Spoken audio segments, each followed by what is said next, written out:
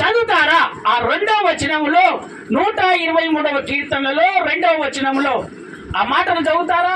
దాసుల కన్నులు తమ యజమానుని చేతి తట్టును, దాసుల కన్నులు తన యజమానుని చేతి తట్టును, దాసి కన్నులు తన యజమానురాలి చేతి తట్టును చూచినట్లు మన దేవుడైన యెహోవా మనలను కరుణించు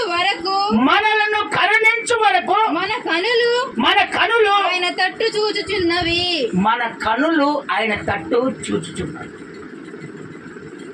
దేవుడు స్పష్టంగా ఆయన నీతో మాట్లాడుతున్నాడు. దాసులు కన్నులు తన యజమానిని చేతి తట్టును. దాసుని కన్నులు ఎవరి దిక్కుంటాయి? యజమానుని దిక్కుంటాడు.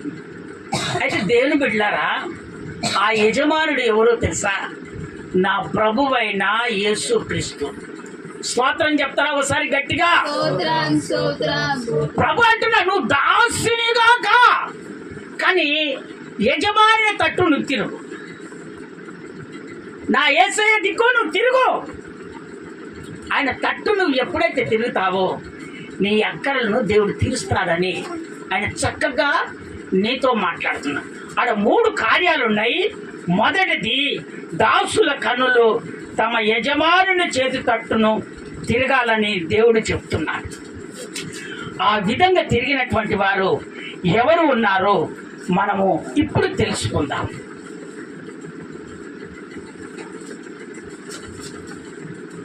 యజమానుని దిక్కు మనం తిరిగినప్పుడు ఆ యజమానుడు ఒక మాట ఇస్తాడు. ఆ మాట ప్రకారంగా మనం నిలబడితే ఆయన ఖచ్చితంగా మనకు సహాయం చేస్తాడు. ఆయన చెప్పినది మరిచిపోయి అక్కడ వచ్చినప్పుడు ఆయన వైపుకు తిరిగితే, బాధ ఉన్నప్పుడు ఆయన వైపుకు తిరిగితే ఆ కార్యం జరగదు. ప్రభు చెప్తున్నటువంటి మాట, ఒక భక్తునికి ఆజ్ఞాపించాడు, ఇదిగో ఈ పని నువ్వు ఖచ్చితంగా చెయ్యాలి. స్తోత్రం చెప్తారా ఒకసారి గట్టిగా? జాగ్రత్తగా దేవుని వాక్యాన్ని వినండి. నేను ఒక పని నీకు అప్పగిస్తున్నాను, ఆ పని ఖచ్చితంగా నువ్వు చెయ్యాలి. నేను ఆజ్ఞాపించినది అది ఖచ్చితంగా నువ్వు నెరవేర్చాలి. అయ్యా, నేను ఖచ్చితంగా నెరవేరుస్తాను, నేను నెరవేర్తాను. కానీ నీవు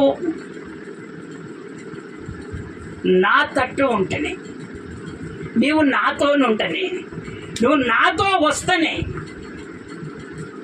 నీవు ఆజ్ఞాపించినది నేను ఖచ్చితంగా చేస్తాను.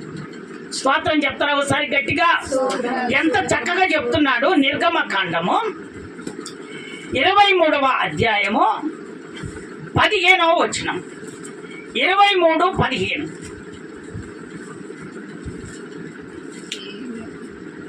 నిర్గమకాండము 33:15వ వచనం. 33వ అధ్యాయం 15వ వచనం. మోషే నీ సన్నిధి రాని ఎడల ఇక్కడ నుండి మమ్మును తోడుకొని పోకుము. ఇక్కడ నుండి మమ్మను తోడుకొని పోకుము. ఎవరు చెప్తున్నారు ఈ మాట? యజమానునికి చెప్తున్నాడు. ఎవరు? ఒక దాసుడు చెప్తున్నటువంటి మాట. దేవుని అంగీకరించినటువంటి దేవుని బిడ్డ దేవునికి చెప్తున్నటువంటి మాట. అయితే ఆ 33వ అధ్యాయంలో మొదటి వచనం చదువుతావా? మరియు యెహోవా మోషేతో ఇట్లా నేను మోషేతో ఇలా చెప్తున్నాడు, నీవు ఐగుప్తు దేశము నుండి తోడుకొని వచ్చిన ప్రజలను బయలుదేరి నేను అబ్రహాముతోను ఇస్సాకుతోను యాకోబుతోను ప్రమాణము చేసి నీ సంతానమునకు నీ సంతానమునకు నేనిచ్చిదనని నేను ఇచ్చదనని చెప్పిన పాలు తేనెలు ప్రవహించే చెప్పినది పాలు తేనెలు ప్రవహించే దేశమునకు లేచిపోండి. లేచి వెళ్ళండి. స్తోత్రం చెప్తారా ఒకసారి గట్టిగా? దేవుడు ఏది ఆజ్ఞాపించాడు? మీకు మీ పితరులకు నేను ఆజ్ఞాపించినటువంటి పాలు తేనెలు ప్రవహించే దేశాన్ని ఇస్తానని మీకు నేను చెప్పాను మీ పితరులకు. ఇప్పుడు ఈ అడవిలో నుంచి, ఐగుప్తులో నుంచి ఈ అడవిలో దిగినటువంటి మోసే ఈ ప్రజలందరినీ నువ్వు ఎక్కడికి తీసుకొని వెళ్ళాలి? పాలు తేనెలు ప్రవహించే దేశానికి నువ్వు తీసుకొని వెళ్ళాలి. అక్కడ ఏం సందేహపడద్దు, నేను చెప్తున్నాను, నువ్వు తీసుకొని వెళ్ళు. నా మాట నువ్వు ఆలోచించు. ఎందుకంటే అబ్రాహాముకు చెప్పాను నేను, తర్వాత ఇస్సాకు చెప్పాను, యాకోబుకు చెప్పాను, ఇప్పుడు నీకు కూడా చెప్తున్నాను. నువ్వు ఈ ప్రజలను నేను ఇచ్చిన మాట తప్పే దేవుని కాదు గనక ఏ కార్యం చేయాలని నన్ను అడిగితే ఆ కార్యం చేయకుండా నేను ఎప్పుడు మానను, ఖచ్చితంగా నేను చేస్తాను. కానీ నేను ఆజ్ఞాపించిన ఈ ఆజ్ఞను నువ్వు గైకొని ఖచ్చితంగా పాలు తేనెలు ప్రవహించే దేశానికి నువ్వు తీసుకొని వెళ్ళాలి. స్తోత్రం చెప్తారా ఒకసారి గట్టిగా? అయితే నేను వెళ్తానయ్యా, నీవు మాతోటి రావాలి. మళ్ళీ చెప్తావు, మాట చదువుతావా? ఏ మాట? నిర్గమకాండము 23వ అధ్యాయం 15వ వచనం. మళ్ళీ చదువుతావా మాట? మోసే నీ సన్నిధి రాని ఎడల ఇక్కడ నుండి మమ్మును తోడుకొని పోకుము. మమ్మల్ని తోడుకొని పో, నీ సన్నిధి మాతో రావాలయ్యా. మళ్ళీ దేవుడు ఏం చెప్తున్నాడు? అయ్యా, నిన్ను నేను చూశాను, నీ మంచితనాన్ని చూశాను, నీ ప్రార్థన నేను అంగీకరించాను, నీ భక్తిని నేను చూశాను. నువ్వు ఏ విధంగా ప్రార్థన చేసేది నాకు తెలుసు, ఏ విధంగా నువ్వు వెళ్ళేది నాకు తెలుసు, ఏ విధంగా ప్రజల కొరకు నువ్వు ప్రార్థన చేస్తున్నావో నాకు తెలుసు, నీ మంచితనం నాకు తెలుసు. అందుకనే నీతో మాట్లాడుతున్నాను, నీతో చెప్తున్నటువంటి మాట. ఆ 16వ వచనం చదువు. ఇప్పుడు ఆ 16వ వచనం చదువు. నా ఎడలను నీ ప్రజల ఎడలను నీకు కటాక్షము కలిగెదనని దీని వలన తెలియబడును. నీవు మాతో వచ్చుట వలనే కదా. అటు మేము అనగా నేనును ఈ ప్రజలను భూమి మీద ఉన్న సమస్త ప్రజలలో నుండి ప్రత్యేకింపబడుదుమని ఆయనతో చెప్పెను. స్తోత్రం చెప్తారా ఒకసారి గట్టిగా? ఇంకొకసారి గట్టిగా చెప్తారా? దేవుడు చెప్తున్నటువంటి మాట. ఆయన చెప్తున్నాడు, నీ మంచితనము నేను చూశాను, నువ్వు ఏ విధంగా నడుచుకుంటావో నాకు తెలుసు. కానీ నీవు ఒక ప్రతిష్టత కలిగి జనముగా ఉంచాలి. ఒక ప్రతిష్టత అంటే ఏంటిది? దేవుని అంగీకరించినటువంటి దేవుని బిడ్డలము పొరపాటులో కూడా అన్య జనులు నడుచుకుంటున్నట్టుగా మనం నడుచుకోకూడదు. స్తోత్రం చెప్తారా ఒకసారి గట్టిగా? ఇంకొకసారి గట్టిగా చెప్తారా? ఎన్నిసార్లు దేవుడు నీతో మాట్లాడినా కానీ కొంతమంది ఏం చేస్తారంటే పెడచెవులో పెడతారు, కొంతమంది ఏం చేస్తారంటే వాక్యాన్ని వింటారు, ఆ వాక్యాన్ని శృతి చేసుకుంటారు. ఆ వాక్యం ఇప్పటి నుంచి నేను ఇదే క్రమంలో బ్రతుకుతాను, ఇదే క్రమంలో జీవిస్తాను, ఇదే మాదిరిగా ఉంటానని పశ్చాత్తాప పడతారు. అందరు కాదు, కొంతమందితో దేవుడు మాట్లాడుతున్నాడు. అయితే విరోధమైనటువంటి పనులు చేసినప్పుడు ఆ విరోధుల నుంచి దేవుడు మంచితనాన్ని ఏ విధంగా కనిపెడతాడు. అందుకనే ఒక ప్రతిష్టత కలిగి జనముగా నువ్వు దేవుని అంగీకరించినప్పుడు ఆయన అడుగుతున్నాడు, ఒక ప్రతిష్టత కలిగి మీరు జీవించాలి. ఒక ప్రతిష్టత లేకపోతే కార్యము జరగదు.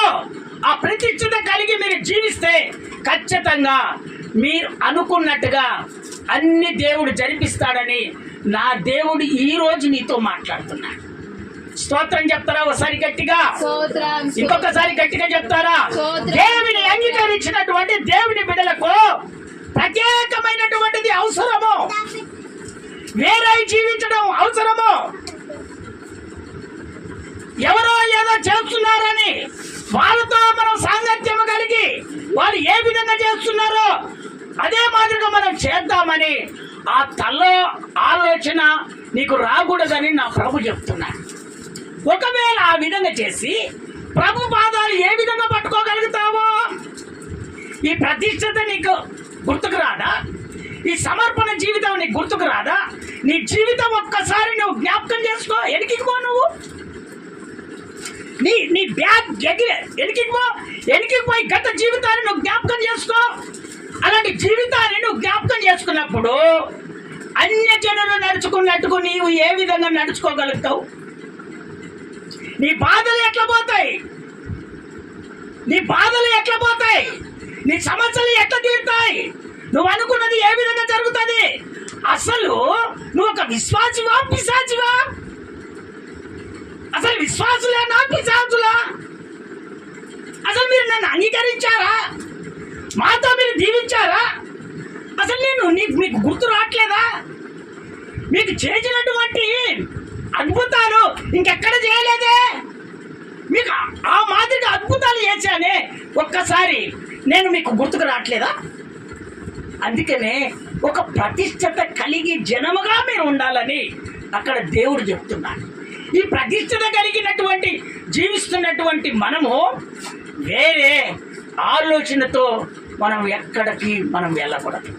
స్తోత్రం చెప్తారా ఒకసారి గట్టిగా? ఇంకొకసారి గట్టిగా చెప్తారా? అందుకనే దేవుని బిడ్డలారా, నీకు ప్రతిష్టత అవసరం, ప్రత్యేకంగా ఉండటం అవసరం. అప్పుడు దేవునికి కన్నీరు కార్చి దేవుని అడుగు, ఆయన ఖచ్చితంగా నీవు అనుకున్న కోరిక నా దేవుడు ఖచ్చితంగా తీర్చునుగాక. స్తోత్రం చెప్తారా ఒకసారి గట్టిగా? ఇంకొకసారి గట్టిగా చెప్తారా? అందుకనే ప్రభు చెప్తున్నటువంటి మాట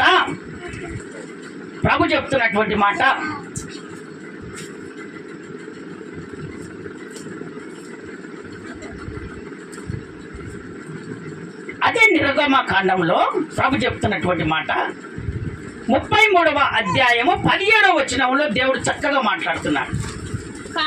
కాగా యెహోవా నీవు చెప్పిన మాట చొప్పున చేసేదను నీ మీద నాకు కటాక్షము కలిగినది నీ పేరును బట్టి నేను ఎరుగుదునని మోసతో చెప్పాడు.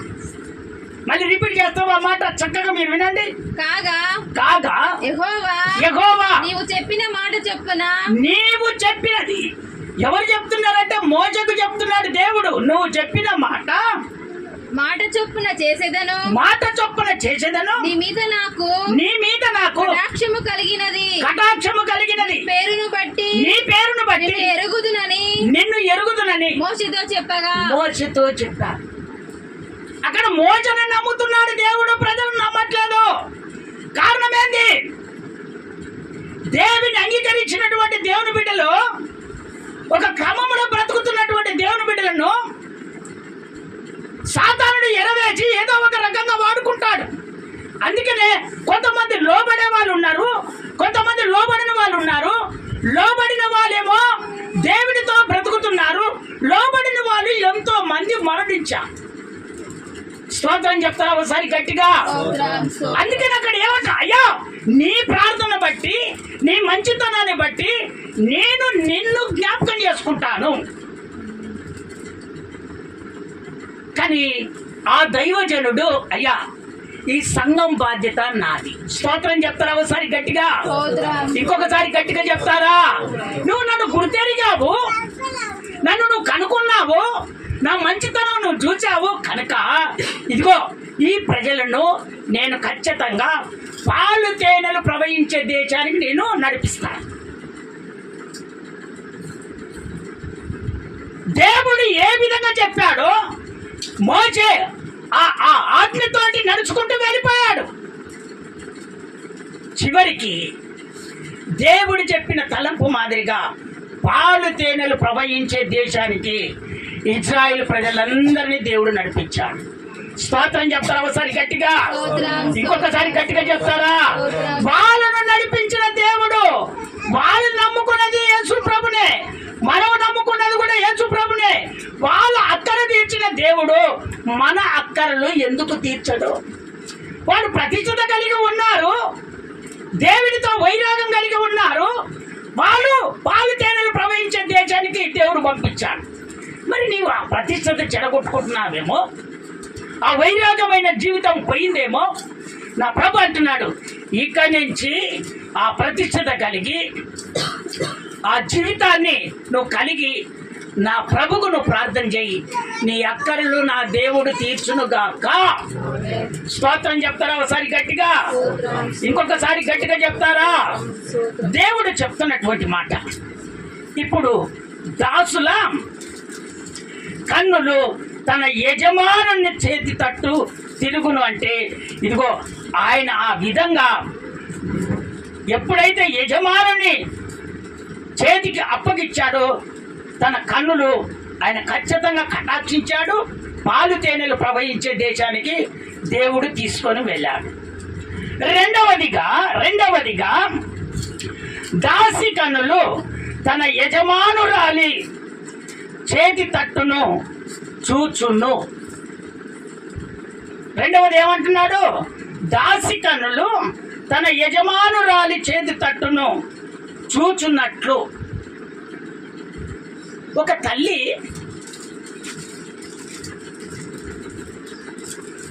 ఎంతో బాధపడతా ఉంది, ఎంతో బాధపడుతుంది. ఎక్కడికి వెళ్ళి? దేవుని మందిరానికి వెళ్ళి. స్తోత్రం చెప్తారా ఒకసారి గట్టిగా? ఇంకొకసారి గట్టిగా చెప్తారా? దేవుని సన్నిధికి వెళ్ళి ఆ తల్లి ఏం ప్రార్థన చేస్తుందమ్మా. ఒకసారి 1 సామెలు పుస్తకము 1వ అధ్యాయం 10వ వచనం ఒకసారి చదివి వినిపిస్తారా? ఆమె కన్నులట దేవుని కృప కొరకే కనిపెడతా ఉన్నాయట. 1వ సామెలు పుస్తకము 1వ అధ్యాయం 10వ వచనం. బహు దుఃఖక్రాంతురాలైన, చూడు, బహు దుఃఖక్రాంతురాలైన వచ్చి యెహోవా సన్నిధిని ప్రార్థన చేయుచు బహుగా ఏడ్చుచు ఒక్క మాట చూసుకో. సైన్యములకు అధిపతి యెహోవా నీ సేవకురాలైన నాకు కలిగి ఉన్న శ్రమను చూచి నీ సేవకురాలైన నన్ను మరవక జ్ఞాపకం చేసుకొని నీ సేవకురాలైన నాకు మగపిల్లను దయచేసిన ఎడల వాని తల మీదికి చౌరము కత్తి ఎల్లటికి రానియక వాడు బ్రతుకు దినములన్నిటను నేను వారిని యెహోవాకు నీకు అప్పగింతునని మొక్కుబడి చేసుకున్నది. స్తోత్రం చెప్తారా ఒకసారి గట్టిగా? ఇంకొకసారి గట్టిగా చెప్తారా? దేవుడు ఇదిగో చెప్తున్నటువంటి దేవుని మాటలు. దేవుని బిడ్డలారా, మీరు పిల్లలు అక్కడిక్కడ తిరగకండిగా. దేవుడు చెప్తున్నటువంటి మాటలు ఇదిగో. భర్తకు 2 భార్యలు. ఎంతమంది భార్యలు భర్తకి? 2 భార్యలు. అయితే పెద్ద ఆమెకు పిల్లలు లేరు. ఆ పెద్ద ఆమెకు పిల్లలు లేరు కాబట్టి చిన్న ఆమెను పెళ్లి చేసుకున్నాడు. చిన్న ఆమెను పెళ్లి చేసుకుంటే పిల్లలు పుట్టారు. అయితే ఈ పిల్లలు పుట్టిన ఆమె ఏం చేస్తుందంటే ఈ పెద్ద ఆమెను ఇసుకిస్తా ఉంది. స్తోత్రం చెప్తారా ఒకసారి గట్టిగా? ఇంకొకసారి గట్టిగా చెప్తారా? ఇంకొకసారి నోర్లెత్తి ఒకసారి గట్టిగా చెప్తారా? ఇప్పుడు ఏమని విసిగిస్తుంది? గొడ్డురాలా, నీకు పిల్లలు లేరు, నాకు పిల్లలు ఉన్నారు, ఎంతమంది అంటారు ఏ పో పనికి పో, ఏదో ఇంత వేస్తాం తిను ఇంట్లో ఉండు అంటారా అనరా? అది కాస్త భర్త దగ్గర పోయి కూర్చొని మాట్లాడితే ఏమంటది? ఏ లే పని చేసినప్పు అంటారు. లేదా ఆ పిల్లలు నా పిల్లలని దగ్గర పిలుచుకొని ఏదో మాట్లాడుతుంటే ఆ పిల్లలను గుంజుకుంటారు. ఏ నీకు పుట్టినారే, నాకు పుట్టారు పిల్లలు. అందుకనే ఆమె దుఃఖక్రాంతురాలయ్యి దేవుని సన్నిధికి వెళ్ళి కన్నులెత్తి ఇక ప్రార్థన చేస్తుంది. దుఃఖక్రాంతులై, అయ్యా నాకు ఏది అడిగితే నువ్వు అది ఇస్తావు. ఎన్ని రోజులు పొరపాటు అయింది. ఎందుకు పొరపాటు అయిందంటే నేను యేసై అంటే ఏదో మేము ప్రతి సంవత్సరం ఏదో పండుగ మాదిరిగా మేము వస్తున్నాము వెళ్ళిపోతున్నాం అనుకొని నేను ప్రార్థనలో కూర్చోకుండా బయట తిరిగిపోయానయ్యా ఆ సందడి చేసి. ఇప్పుడు నాకు వేదన వచ్చింది, నాకు బాధ వచ్చింది, నాకు ఇబ్బందులు వచ్చింది, సమ్మతి పోరు నేను తట్టుకోలేకపోతున్నానయ్యా అని యేసయ్య దగ్గరికి వెళ్ళి దేవుని మందిలో కన్నులెత్తి దుఃఖాక్రాంతులై కన్నీరు గార్చి దేవుని వేడుకుంటుంది. అందుకనే దేవుని బిడ్డలారా, దేవుడు చేసినటువంటి మేలును కొంతమంది మర్చిపోతారు. కొంతమంది ఏం చేస్తారంటే చేస్తానన్న దేవుడి దగ్గరకు వచ్చి ఏదో మందిరానికి వచ్చాము, మందిరంలో కూర్చొని 4 పాటలు పాడాము, దేవుని వాక్యం విన్నాము, ప్రార్థన చేసుకున్నాము, వెళ్ళిపోయాము అనే జీవితంలో కొంతమందికి ఉండొచ్చు. కానీ ఆ ప్రభు ఏమంటున్నాడు తెలుసా? నువ్వు నా సన్నిధికి వచ్చినప్పుడు నీవు కనులెత్తి నా వైపుకు చూడాలంటున్నాడు దేవుడు. నువ్వు దుఃఖక్రాంతులై ఒక బాధ్యత కలిగి నా దేవా నాకు కార్యం చేయి, నీ సమస్య ఏంటిదో ఈ సమయంలో వాక్యం వింటున్నటువంటి దేవుని బిడ్డలారా, ఈ వాక్యాన్ని నీ హృదయమానుసారంగా విని ప్రభువా నాకు మేలు చేయి ప్రభువా అని నువ్వు అడిగితే నా ప్రభు ఖచ్చితంగా నీకు దయచేసునుగాక. స్తోత్రం చెప్తారా ఒకసారి గట్టిగా? ఇంకొకసారి గట్టిగా చెప్తారా? మర్చిపోవటానికి నా దేవుడు అన్యాయస్తుడు కాదు. ఈమె ప్రతి సంవత్సరం ఉన్నోళ్ళు ఎట్లుంటుందమ్మా? అమ్మా ఉన్నోళ్ళు ఎట్లుంటారు అమ్మా? ఇప్పుడు ఎవరో ఒక చీర తీసుకుంటే అయ్యా ఆ చీర నాకు నచ్చింది, అదే చీర కావాలి. ఎందుకంటే డబ్బు ఉందిగా. లేనోడంటే బాధకరం, అదే చీర కావాలి. పోయి ఈయన ఎందుకంటే ఎవరికో ఫోన్ చేసి ఉన్నాయో మార్కెట్లో చూసుకో, ఒకటేందిరా 2 పట్టుకరా అంటారా అన్నరా? ఏంది డబ్బు తీసుకొచ్చి పడేస్తున్నాడు. ఏది కావాలంటే జల్సా. కానీ ఇలాంటి వారికి భక్తి ఎప్పుడు వస్తుంది? రాదు. భక్తి ఎందుకు వస్తుంది? అన్నిటికీ అన్నీ ఉన్నాయి, భక్తి ఎందుకు వస్తుందిగా? నా కొరకు నువ్వు ప్రార్థన చేయి. మళ్ళీ ఎవరిని? మొగన్ని. భర్తనమ్మా, మొగనేమో అచ్చం తెలుగులో మాట్లాడుతున్నా. భర్త అంటేనే సారాంశం. విన్నావా? భర్త నువ్వే ప్రార్థన చేయి, నువ్వే అన్ని చూసుకో, 4 గంటలకు నువ్వే లేచి ప్రార్థన చేసుకో, నీ పనులు నువ్వే చేసుకో. ఏదో ఒకవేళ వండితే ఇంత పెడితే తిను, అది నాకు చేత కాకపోతే నువ్వే వండాలి. లేరంటావా అలాంటి వాళ్ళు? స్వాతంత్రం చెప్తారా ఒకసారి గట్టిగా? అలాంటి వాళ్ళు లేరంటారా? దేవుని బిడ్డలారా, ఏదో నీకు అనారోగ్యం వస్తే తప్ప భర్తను వంటలకు పెట్టుకోకండి, ఆ విధంగా చేసుకోకండి. దేవుణ్ణి అంగీకరిస్తున్నటువంటి మనము, దేవునితో బ్రతుకుతున్నటువంటి మనము కొంచెము దేవునికి అవమానకరము తీసుకురాకండి. భర్తను ఏలన చేయకండి. విన్నారా? భర్తలారా, మీరు కూడా భార్యను ఏలన చేయకండి. వాళ్ళు ఏది కావాలంటే అది తీసుకొచ్చి ఇవ్వండి. అంటే ఏది కావాలంటే అది కాదు, నువ్వు కోరుకునేది కూడా ఒక పద్ధతి ఉండాలి. దేవునికి ఇష్టమైనటువంటి ఆ ప్రకారంగా నువ్వు కోరుకోవాలి. అన్యజనుల మాదిరిగా నువ్వు కోరుకొని పాపం ఆయనని ఇబ్బంది పెట్టి దేవునికి అవమానం తీసుకురాకూడదు. ఇప్పుడు ఇవి చేసిన పనులన్నీ అవే. అసలు వాస్తవానికి ఏమైందో తెలుసా? ఈ సంతానము కలగకుండా దేవుడే చేశాడు.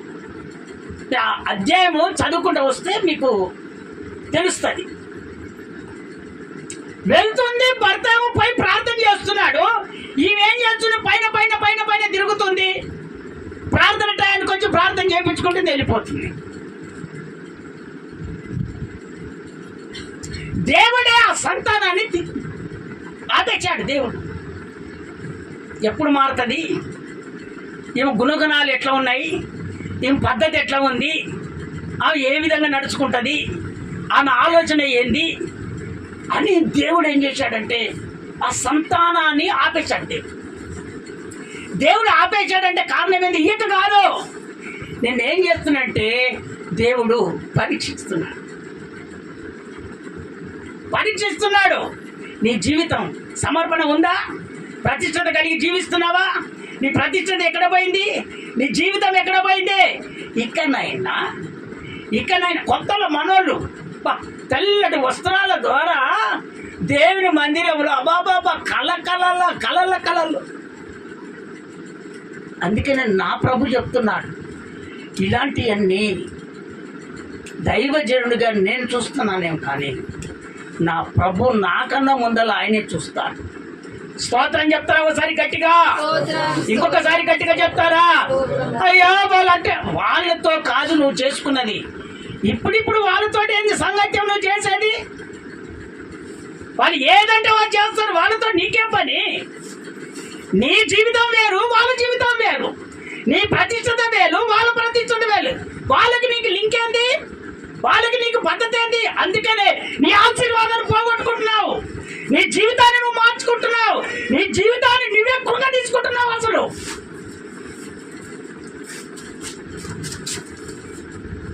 దేవుని బిడ్డలారా, నా దేవుడు చక్కగా నీతో మాట్లాడతాడు. ఒకవేళ ఒకరిని చూసి మీరు ప్రతిష్టత చెడగొట్టుకుంటున్నారేమో, నా ప్రభు అంటున్నారు ఇప్పుడు ఆ ప్రతిష్టత పోగొట్టుకోకూడదు. ఎందుకో తెలుసా? మీ కార్యాలు ఆగిపోతాయి. మీ జీవితం ఎప్పుడైతే మార్చబడి ఆత్మీయతంగా దేవుని కొరకు వైరాగం కలిగి జీవిస్తాయో అప్పుడు నీ కార్యాలు చేయటం నేను మొదలు పెడతానంటున్నాడు దేవుడు. స్తోత్రం చెప్తారా ఒకసారి గట్టిగా? ఇంకొకసారి గట్టిగా చెప్తారా? అందుకనే జీవితంలో ఏ ఉన్నా వాటినన్నిటిని మనం ఏం చేయాలంటే తీసివేయాలి.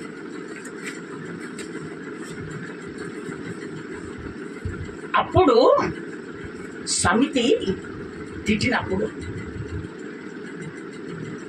ఏలన చేసినప్పుడు ఆమెకు చాలా బాధ అనిపించింది.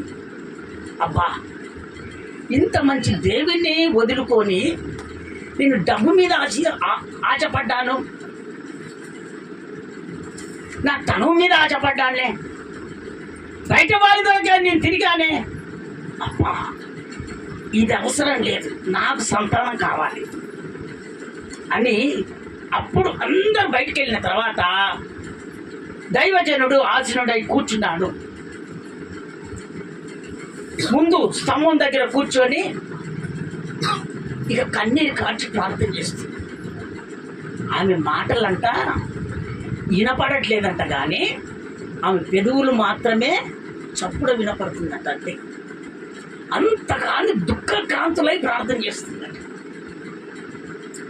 దైవజనుడు అనుకున్నాడట, ఎన్నడు లేని భక్తి ఈ విధంగా వచ్చింది, ఏదో తాగొచ్చి చేస్తుందా ఏంది?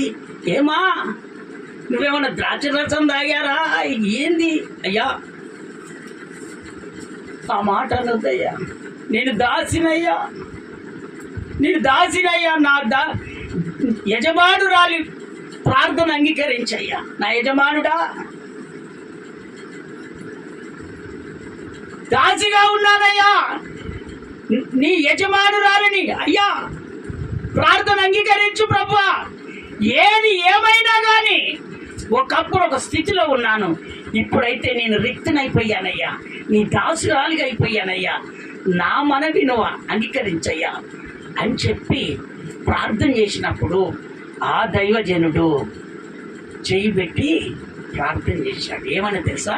అయ్యా అమ్మా మళ్ళీ తిరిగి వచ్చేసరికి నీకు గర్వఫలము అందుతుంది. రేబా కళ దీన వర వర వర కళ దీన వర వర. మాటలు వింటున్న దేవుని బిడ్డలారా, ఈ మాట నీ హృదయంలో పెట్టుకొని ఏ సమస్య కొరకు నువ్వు ఎదురు చూస్తున్నావో, ఏ బాధ కొరకు నువ్వు ఎదురు చూస్తున్నావో, నా ప్రభు చెప్తున్నాడు, ఆయన ఖచ్చితంగా ఇది నిశ్చయంగా జరిగిందని నువ్వు విశ్వసిస్తే అది ఏ కార్యమైనా నా ప్రభు ఖచ్చితంగా చేసినదంతే. స్తోత్రం చెప్తారా ఒకసారి గట్టిగా? ఇంకొకసారి గట్టిగా చెప్తారా? ఆ 20వ వచనం చదువుతావా ఒకసారి? 20వ వచనం చదువు. కనుక అన్న గర్భము ధరించి దినములు నిండినప్పుడు ఒక కుమారుని కని నేను యెహోవాకు మొక్కుకొని దీనిని అడిగితేననుకొని వానికి సమూయేలుని పేరు పెట్టెను. స్తోత్రం చెప్తారా ఒకసారి గట్టిగా? ఇంకొకసారి గట్టిగా చెప్తారా? చూడు దేవుని బిడ్డలారా, అన్న మాట ప్రకారంగా దేవుడు చక్కని కుమారుని అనుగ్రహించాడు. ఆయనకు సామ్యేలు అని దేవుడు నామకరణం చేశాడు. ఇదిగో అతనిని ఇజ్రాయేలు ప్రజలకు ఇదిగో ఒక ప్రవక్తగా దేవుడు చేశాడు. ఆమె పిల్లలను చూసి ఎంత మురిసిపోయిందో, ఈమె ఆ ప్రజలందరికీ ఒక ప్రవక్తగా, దేశాలకే ప్రవక్తగా దేవుడు నిలబెట్టాడు. అందుకనే ఎక్కడ కృంగిపోయిందో నీ జీవితము, ఎక్కడ దేవుని నువ్వు మర్చిపోయావో విద్యన్ నా ప్రభు చెప్తున్నాడు, ఇప్పుడు నీ జీవితాన్ని మార్చుకోయిగా. నీ ఎక్కడ తీరాలంటే, నీ బాధ తొలగిపోవాలంటే, నీ సమస్య తీరాలంటే, నీవు అనుకున్నది జరగాలంటే ఇక్కడి నుంచి నీ జీవితాన్ని ఇక మార్చుకోయిగా. దేవునికి ఆచారిగా మార్చుకో. నువ్వు అన్యులకు మనకు ఒకే సమాధానం లేదు. మనము వాళ్ళకు వేరే జీవిస్తున్నాం గనక మనం ప్రత్యేకించబడ్డాము. ఆ మాదిరిగా జీవిస్తే మీ కార్యాలన్నీ నా దేవుడు సఫలపరచునుగాక. అన్నకు చేసిన దేవుడు మీ అందరికి చేసునుగాక.